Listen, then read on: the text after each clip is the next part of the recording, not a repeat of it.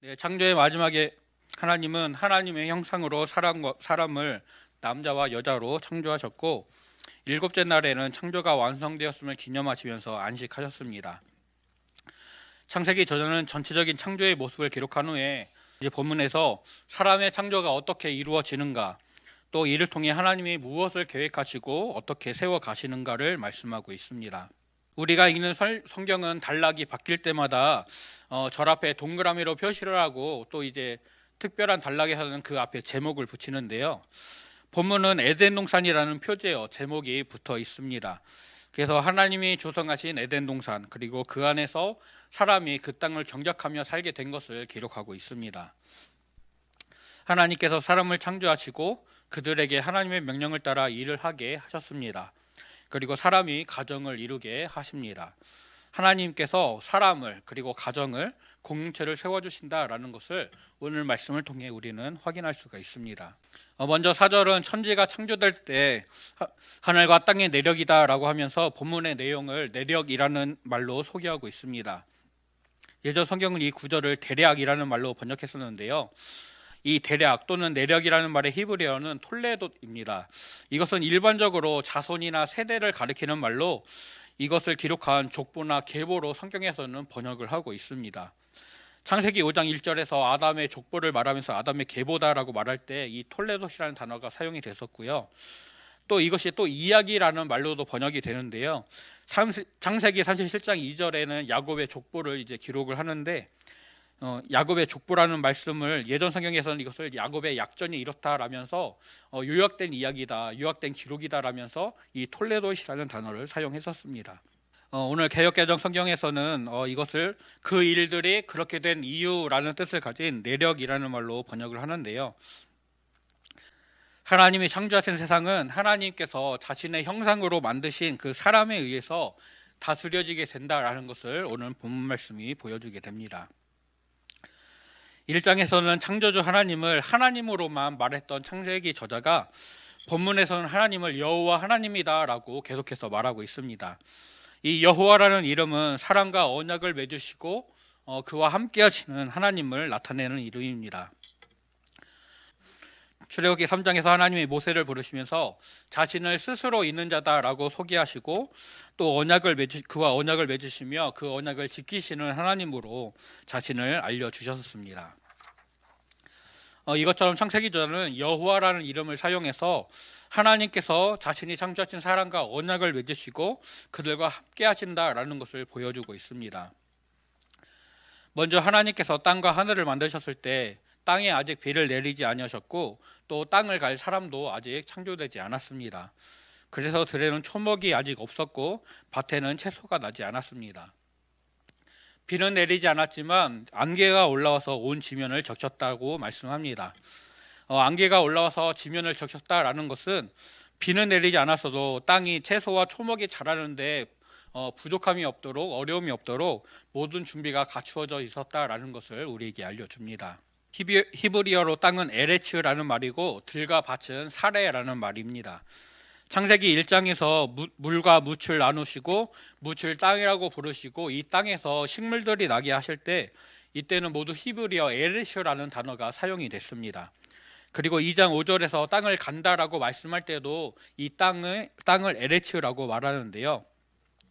그런데 사람이 갈아서 들과 밭이 되게 되는 땅은 사레라고 표현을 합니다. 하나님께서 땅이 푸른 풀과 채소와 열매 맺는 나무를 내게 하셨고 그 중에 채소와 열매 맺는 나무는 사람에게, 그리고 푸른 풀들은 동물에게 양식으로 주셨습니다. 채소와 열매 맺는 나무는 사람의 관리, 경작, 돌봄이 필요한 것들을 가리키는 말입니다. 그래서 성경학자들은 사람의 돌봄이 필요하지 않은 일반 풀들은 땅에서 자라고 안개가 지면을 적셔서 그 풀들이 유지가 되었다. 다만 사람이 경작하는 땅에서 자라게 되는 채소와 그런 열매 맺는 나무들은 비도 오지 않고 경작할 사람도 준비되지 않아서 아직 나지 않았다라고 본 구절을 이해하고 설명합니다. 땅을 갈 사람이 준비되면 당연히 땅에서 사람이 하는 땅을 가는 일을 통해 들과 밭이 조성이 될 것이고 그 들과 밭에서 초목과 채소가 나게 될 것입니다. 즉 사람은 하나님이 맡기신 일을 감당함으로써 하나님이 정하신 섭리가 자연 세계에 이루어지게 하는 그런 역할, 또 하나님의 창조가 사람의 그 동역을 통하여서 완전하게 이루어지는 그런 중요한 역할을 사람이 맡게 되었다라는 것을 이 구절은 보여주고 있습니다. 하나님께서는 땅의 흙으로 사람을 지으셨습니다. 이 지으셨다라는 말의 히브리어는 토기장이가 진흙으로 그릇을 만드는 것을 가리키는 말입니다.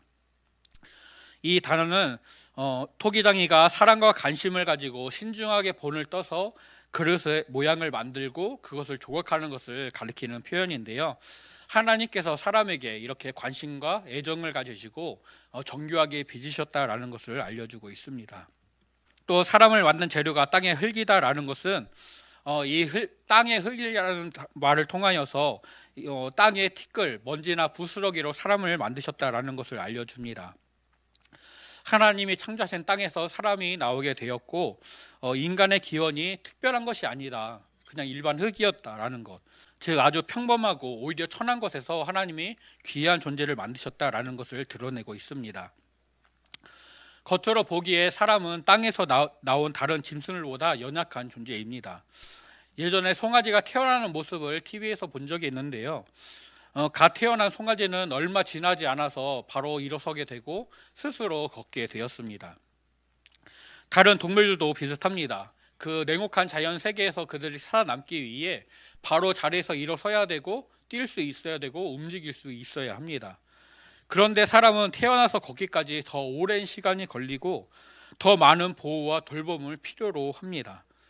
또 그가 제대로 된 기능을 수행하기 위해서는 최소한 십수년이 걸려야만 그의 기능들을 수행할 수가 있습니다.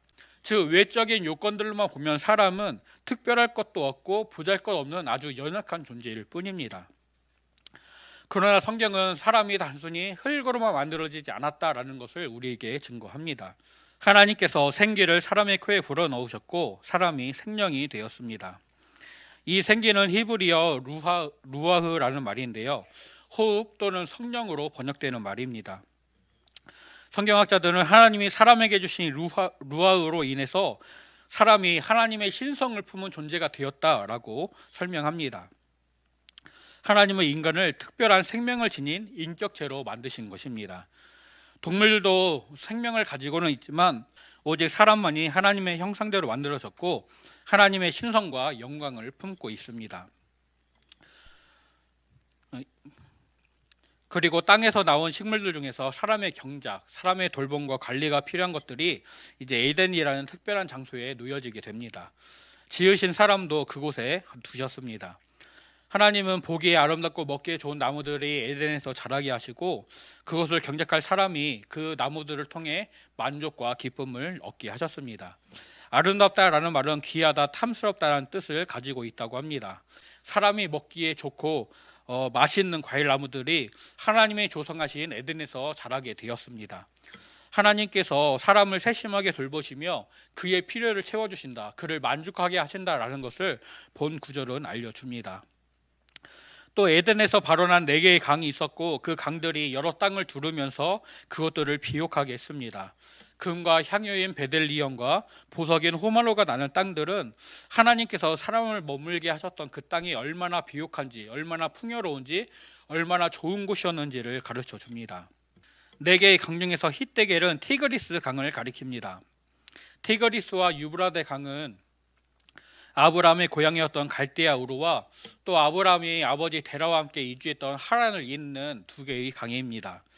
그래서 일부 성경학자들은 에덴 동산이 메소포타미아의 북부 지역이었을 것이다. 이 티그리스와 유브라데 강은 그때까지도 남아서 흐르게 된 것이고 이 비손과 기온은 어딘지는 알 수 없지만 그 주변을 흘렀던 강일 것이다 라고 추측합니다. 하지만 노아의 홍수 이후에 지형이 변했다라고 추정을 하게 되면 이 4개의 강이 정확히 어느 지역을 흘렀었는지는 알 수가 없습니다.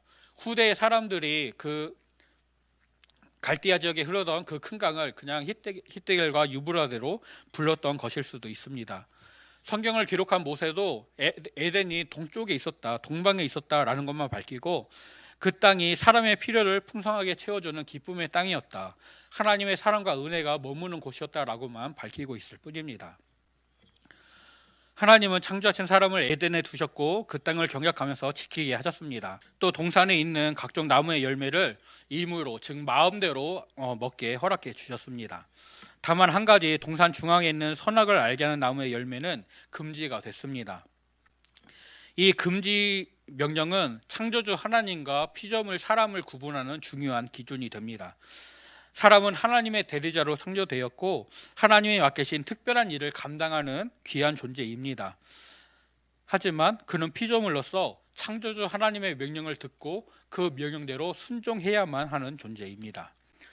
다스리다라는 히브리어는 아바드라는 말로 경작하다, 다스리다라는 의미와 함께 하나님을 예배할 때 섬긴다라는 표현으로도 사용이 됩니다. 지키다라는 히브리어는 사마르인데 보존하다, 살핀다는 의미와 함께 하나님의 말씀을 듣고 지켜 보존하는 것을 가리킬 때 이 단어가 사용이 됐습니다. 즉 하나님이 창조하신 사람은 하나님의 뜻에 따라 에덴 동산에 거하면서 그 땅을 경작하여서 자연 세계를 다스리고 지키는 일을 하게 됩니다. 그리고 이것을 통해 하나님을 섬기고 하나님의 말씀을 지키고 보존하게 되는 것입니다. 1장에서는 하나님이 창조하신 세계가 보기에 좋았다라고만 표현합니다. 그런데 하나님 눈에 차지 않는 한 가지가 있었습니다. 그것은 바로 사람이 혼자 사는 것이었습니다. 그래서 하나님이 그를 위해 돕는 배표를 지으시겠다 계획하십니다. 하나님께서 처음 만드신 사람은 남자였다라는 것을 우리에게 알려주고 있습니다. 그리고 이제 여자가 창조되게 됩니다. 하나님이 먼저 만드셨던 남자가 에덴 동산에 거주하면서 그 땅을 경작했습니다. 하나님은 흙으로 각종 짐승과 공중의 새들을 만드셨고 아담이 그것들을 무엇이라 부르는지 보시려고 그것들을 이끌어 오셨다라고 말씀합니다. 아담이 짐승들을 보자마자 그것들의 이름을 지어서 부르게 되었고 그것이 그들의 이름이 되었습니다. 고대 사회에서 이름을 지어 부른다라는 것은 그것에 대한 소유권, 지배권을 가지고 있다라는 뜻입니다. 사람이 하나님의 대리자로서 하나님 대신에 동물들을 생명체들에 대해서 지배권과 소유권을 가지고 다스렸다라는 것을 알려주고 있습니다. 또 동물들 중에는 비슷하게 생긴 것들이 있습니다. 표범과 치타와 제규어를 인터넷에서 쳐보시면은 그들의 생김새와 무늬가 아주 비슷한 것을 볼 수가 있습니다. 또 라쿤과 너구리라는 동물도 찾아보게 되면 생김새와 크기는 아주 비슷하기 때문에 꼬리의 줄무늬로만 구분할 수 있는 것을 볼 수가 있습니다. 그런데 아담의 지혜가 얼마나 대단했는지 아담은 동물들의 이름을 바로 지어서 불렀고 그 동물들이 무엇인지 헷갈려 하거나 착각하지 않았습니다. 하나님이 창조하신 사람이 완전한 하나님의 대리자였다라는 것을, 하나님의 지혜와 하나님의 품성을 가진, 하나님의 영광을 가진 존재였다라는 것을 우리에게 알려줍니다. 하나님이 창조하신 그런 동물들, 그 지으신 생물들은 생육하고 번성하라는 복을 받았었기 때문에 암수가 같이 창조되었을 것입니다. 아담은 이런 동물들을 보면서 왜 나에게는 짝이 없을까? 왜 나만 혼자일까?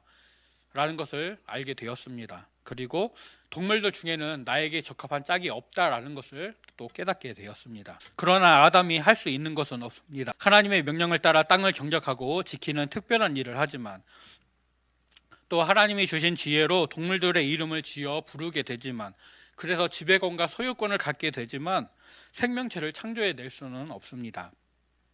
인간의 한계이며 하나님과 인간을 구분하는 기준을 또한 보여줍니다. 그리고 인간은 하나님의 돌보심과 은혜가 아니면 아무것도 할 수 없다라는 것을 다시금 명확하게 증거하고 있습니다. 하나님께서 아담의 공공한 상황을 먼저 아시고 표현해 주시고 그래서 내가 돕는 배필을 짓겠다라면서 그 문제를 해결해 주십니다. 하나님은 아담이 잠들게 하셨고 그의 갈빗대를 취하여서 이 여자를 만드셨습니다. 여자가 창조되는데 남자는 아무런 일도 하지 않았습니다. 그저 잠들어 있었을 뿐입니다. 남자와 마찬가지로 여자의 창조도 오직 하나님에 의해서 이루어졌다라는 것을 알려주고 여자라는 존재가 남자에게 하나님의 은혜이자 선물이다라는 것을 강력하게 증거하게 됩니다. 여자는 땅의 흙이 아닌 아담으로부터 그리고 남자의 옆구리에서 만들어졌습니다. 그래서 17세기 영국에서 활동한 매튜 헨리 목사님은 그 창세기 주석에서 이렇게 말씀합니다. 여자는 남자의 옆구리 갈비뼈에서 만들어졌다. 남자를 지배하도록 그의 머리에서 만들어지지 않았고 남자에 의해 짓밟히도록 그의 발에서 만들어지지도 않았다. 여자는 남자와 동등하도록 그의 옆구리에서, 또 남자의 보호를 받도록 그의 팔 밑에서, 그리고 사랑을 받도록 남자의 심장 근처에서 만들어졌다라면서 창세기 주석에서 이 구절을 설명하고 있습니다. 여자는 남자와 동등한 존재, 또 가장 소중한 존재, 그리고 하나님이 준비하신 은혜이자 선물로 남자에게 주어졌습니다. 하나님은 남자와 여자를 다르게 만드셨습니다. 혼자 거주하는 남자는 생육하고 번성하고 충만하라는 하나님의 명령에 온전히 순종할 수가 없습니다. 하나님이 예비하신 짝 여자와 함께하게 될 때 남자는 하나님의 말씀대로 순종하는 삶을 살 수가 있습니다. 즉 여자는 하나님이 어쩌다가 만들어내신 그런 우연의 산물이 아니라 남녀의 결합을 통해 자녀의 생산이 이루어지고 이로 인해 생육하고 번성하라는 하나님의 뜻이 온전히 이루어지게 되는 그 일을 위해서 세심하게 고안된 하나님의 작품인 것입니다. 그래서 남자와 여자는 서로의 부족함을 채워주는, 또 서로를 보완해주는, 서로에게 돕는 배필이 됩니다. 만드신 여자를 남자에게 데려왔을 때 그는 놀라움과 기쁨으로 가득했습니다. 이는 내 뼈 중에 뼈요 살 중에 살이라 라는 23절의 말씀은 쉽게 말하면 내 뼈고 내 살이다, 내 사람이다 라는 뜻입니다. 남자 아담은 하나님이 주신 여자를 자신과 동일한 존재, 동일한 본질을 가진 존재로 인식하게 되었습니다. 그래서 그녀를 여자라고 부릅니다. 남자라는 히브리어는 이시이고 여자라는 히브리어는 이샤입니다. 이 단어들은 여자의 근본이 남자에게 있다라는 것을, 또 서로가 서로에게 연결되어 있다라는 것, 또 서로에게 부족함을 채워주고 완전하게 하는 동반자다라는 것을 드러냅니다. 그래서 사도 바울도 고린도전서 11장에서 남자가 여자보다 먼저 났음을 말하면서 이렇게 가르칩니다. 그러나 주 안에는 남자 없이 여자만 있지 않고 여자 없이 남자만 있지 아니하니라. 이는 여자가 남자에게서 난 것 같이 남자도 여자로 말미암아 났음이라. 그리고 모든 것은 하나님에게서 났느니라. 땅의 흙에서 창조된 남자와 남자의 갈빗대로 창조된 여자, 모두 하나님의 형상대로 창조가 되었습니다. 그리고 서로 동등한 존엄과 인격을 가집니다. 우열의 문제가 아니라 선우의 문제라는 것입니다. 남자와 여자를 창조하신 하나님은 둘이 온전한 연합을 이루게 하셨습니다. 먼저 남자가 부모를 떠나는 것을 말씀하십니다. 아버지의 보호를 받고 그 권위에 순종하면서 이를 통해 하나님의 보호와 권위를 배우던 남자가 이제는 부모를 떠나서 아내와 합하여 새로운 관계를 맺게 됩니다. 부모와 자식 관계에서는 존재하지 않던 새로운 관계와 새로운 권위를 배우게 되는 것입니다. 남편이 그의 아내와 합하게 되는 것은 정신적으로 그리고 육체적으로 하나됨을 의미합니다. 25절은 아담과 그의 아내가 벌거벗었지만 부끄러워하지 않았다라고 말씀하고 있습니다.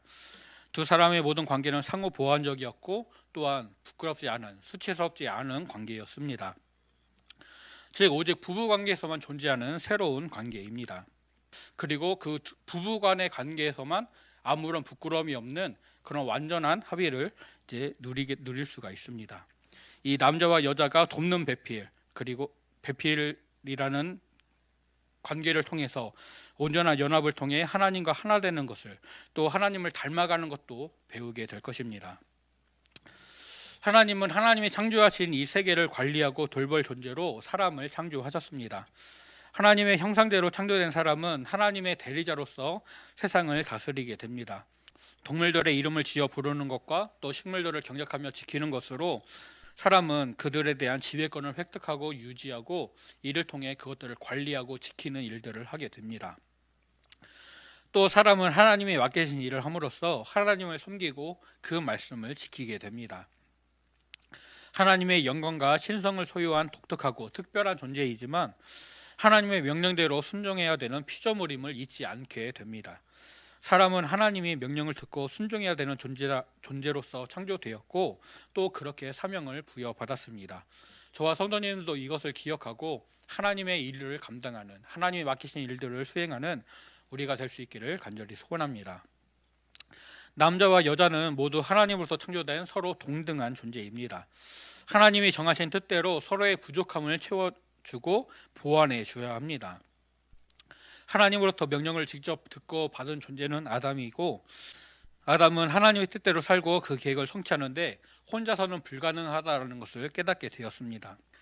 하나님이 주시는 동반자가 있어야지만 온전한 믿음의 삶을 살 수 있게 된다라는 것을 알게 되었습니다. 하나님은 남자와 여자를 창조하시고 그들을 결혼하게 하심으로써 인간에 대한 완전한 계획을 이루시게 됩니다. 하나님이 창조하신 토대에 근거해서 남자와 여자가 가정을 이루고, 이 가정을 통해서 하나님의 뜻에, 하나님이 주신 계명에 온전히 순종할 수 있게 됩니다. 남자와 여자는 서로 다르다라는 것을 우리가 기억해야 합니다. 하나님은 둘을 서로 다르게 만드셨고 서로의 부족함을 채워주게 하셨습니다. 우열에 있는 것이 아니라 그저 다르다라는 것입니다. 창조의 질서 아래 서로의 다름과 부족함을 인정하고 그것을 채워줌으로써 아름다운 공동체를 세워가는 우리 교회가 될 수 있기를 간절히 소원합니다. 하나님이 주신 지혜로 충만하고 하나님의 맡기신 일들을 잘 감당했던 아담도 부족한 부분이 있었습니다. 그리고 아내의 존재로 그 부족함이 채워지게 됩니다. 하나님과 완전한 교제를 누리는 성도들도 배우자와 다른 지체의 도움이 필요로 한다라는 것을 우리는 기억해야 합니다. 가정에서, 교회에서 하나님은 우리에게 필요한 동역자들을 세워주셨고 이들과 연합함으로써 완전한 가정을, 또 완전한 공동체를 세워나가도록 우리를 불러 세워주셨습니다.